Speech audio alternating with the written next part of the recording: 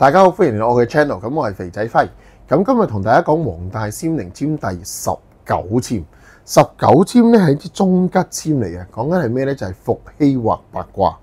咁四句籤文就係咁講嘅：乾卦3年號太陽，潛龍勿用第一章，其中爻象能參透，八福平盡大吉昌。咁佢係講邊個咧？講伏羲啊。伏羲咧其實姓鳳嘅，應該姓風嘅。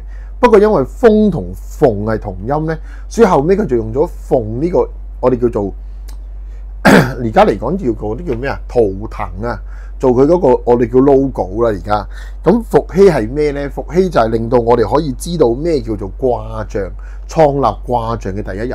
換句話說，即係中國易學嘅第一日。佢話俾我哋聽，原來呢個世界咧係有八卦嘅，咁包括咗我哋而家用緊嘅先天八卦啦，或者後天八卦。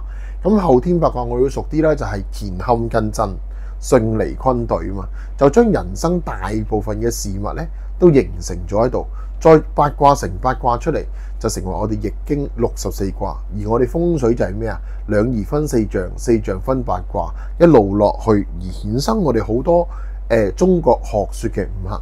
所以伏羲咧係我哋中國我哋叫文化嘅一個源遠流長嘅始祖啦。當然呢個係一個傳說嚟㗎，究竟有冇伏羲呢個人，其實我哋都唔知。但係呢個文化就的而且確喺中國流傳咗咁多年。咁你話呢支係中吉籤嚟嘅，好老實講，呢支絕對唔似係啲中吉籤啊。點解？佢比喻為一個古人就係伏羲，伏羲係始創人嚟嘅。係好叻、好叻、好叻嘅一個人。如果唔係八卦，唔會研究到我哋今日都研究唔透啦。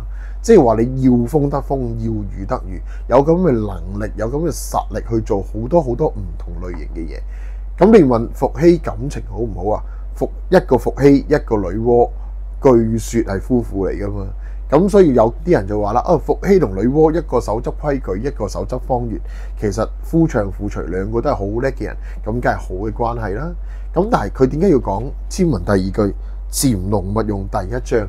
乾卦六爻裏面第一爻就係潛龍勿用啊嘛，即係話俾可能收籤嘅人聽，就算你幾叻幾好勢頭，事情幾好都好，其實我哋相對地都唔可以咁浮誇，要低調一啲，唔好，如果唔係點啊，就好容易槍打出頭鳥噶啦嘛。咁呢啲籤就係呢啲籤嘅，即係呢句説話或者呢個故事就係呢啲籤嘅意思。希望大家明白我講咩咧？下次再同大家見過，拜拜。